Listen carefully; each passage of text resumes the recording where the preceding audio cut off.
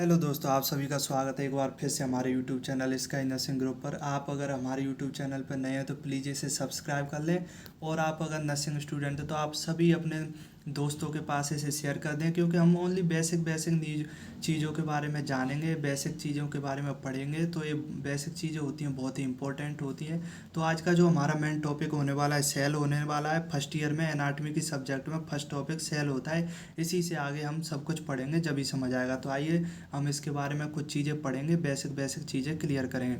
तो सबसे पहले हम तीन चीज़ों बारे में पढ़ेंगे इसके अंदर। व्हाट इज सेल, सेल्स क्या होती है, स्ट्रक्चर ऑफ सेल किससे मिलकर बनी होती है, ऑर्गेनेल्स ऑफ सेल यानी कि सेल के अंदर कौन कौन से ऑर्गन होते हैं। तो सबसे पहले हम सेल से स्टार्ट करते हैं। सेल क्या होती है, तो सबसे पहली लाइन है कि cell is the smallest unit of the human body.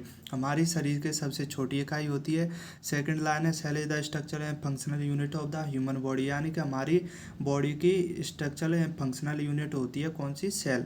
फिर थर्ड लाइन है the name cell given by Robert Hooke. ये इसका थोड़ा इंट्रोडक्शन है सेल का, कि सेल के बारे में। इसके खोज किसने की थी, इसका नाम सेल किसने रखा था, रॉबर्ट हॉक ने रखा था। Next, cell compose by tissue, यानी कि सेल टिश्यू बनाती है। टिश्यू मैंने अभी बताया था, सेल टिश्यू बनाएगी, टिश्यू ऑर्गन्स बनाएंगे, ऑर्गन्स हमारे सिस्टम बनाएंगे और सिस्टम से हमारी बॉडी बनती है। Last, every part of body composed by cell, यानी कि हमारी जितने भी बॉडी पार्ट है, अरे पूरी शरीर ही किससे मिलकर बना होता है, तो सेल से बना होता है। जब भी तो ये cell is the smallest unit of human body है। नेक्स्ट हम स्ट्रक्चर ऑफ सेल के बारे में पढ़ेंगे, तीन चीज़ों के बारे में, इसके में होता क्या है। तो सेल मेम्ब्रेन से मिलकर बनी होती है, साइटोप्लाज्म, न्यूक्लियस, इन तीन चीज़ों से मिलकर बनी होती है।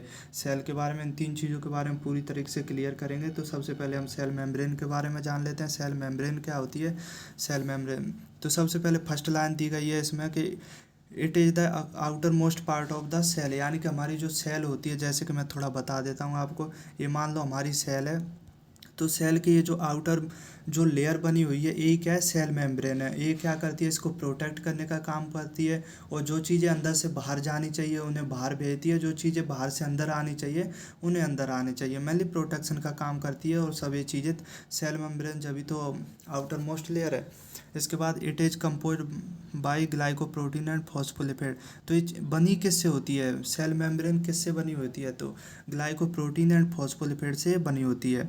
Next, the nature of cell membrane is selective permeable और सेमी परमीबल मेम्ब्रेन होती है। इस अभी मैंने बताया कि जो चीज़ें बाहर जानी चाहिए उन्हें बाहर भेजती है सेल मेम्ब्रेन, और जो चीज़ें अंदर आनी चाहिए उन्हें अंदर भेजती है। जब भी तो ये semi permeable and permeable membrane होती है।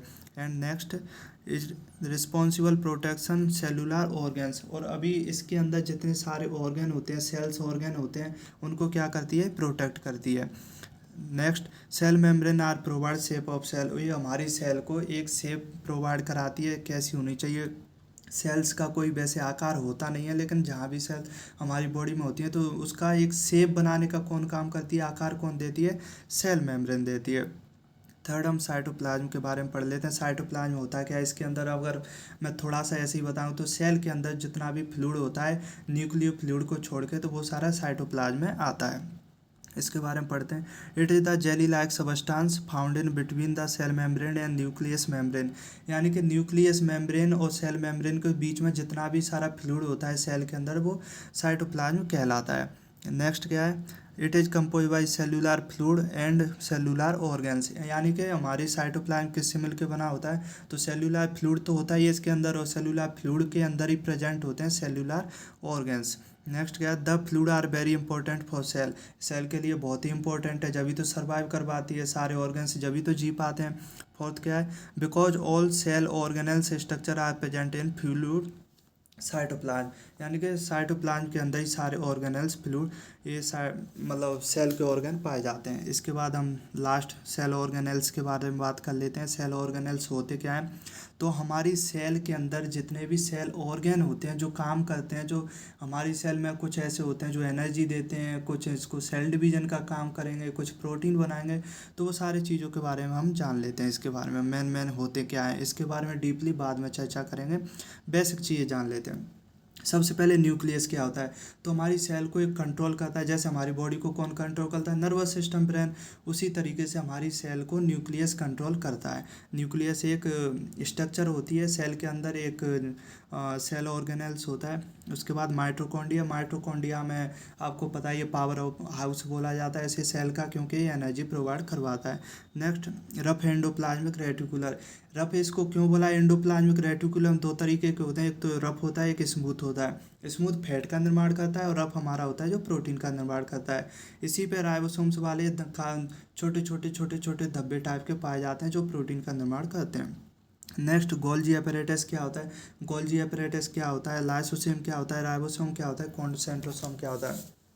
तो लाइसोसोम हमारी बॉडी में जैसे जब सेल के ऑर्गन्स काम नहीं करते हैं या फिर कुछ सेल का ख़राब हो जाता है या फिर सेल में कुछ ऐसी चीज़ें आ जाती हैं जिसकी वजह से सेल को हानि होती है, तो फिर ये लाइसोसोम खुद ही अपने आप को जला के या फिर अपने आप को फाड़ के या ऐसे ख़त्म कर लेता है, जिसकी वजह से पूरी सेल्स ख़त्म हो जाती हैं। राइबोसोम क्या होता है? प्रोटीन का निर्माण करता है। सेंट्रोसोम क्या होता है? तो सेल डिवीजन के काम होते हैं। एंड ये जो गोल्जी apparatus होता है इसका मेन काम क्या होता है? तो ये साइटो एक्सोसाइट करवाता है और भी इसके मेन काम होते हैं, जिसे हम नेक्स्ट वीडियो में पार्ट 2 में इसका पूरा का पूरा डीपली पढ़ेंगे। ये बेसिक नॉलेज थी और आप सभी हमारे जितने भी स्टूडेंट हैं प्लीज़ सब्सक्राइब कर लें, जब भी एक सपोर्ट मिलता है। और आगे हम मेन आपके टॉपिक लाएंगे, बेसिक चीज़ें लाएंगे, डीपली भी लाएंगे, विथ नोट्स लाएंगे। जब तक के लिए आप सब अपना ख्याल रखिए। जय श्री राम।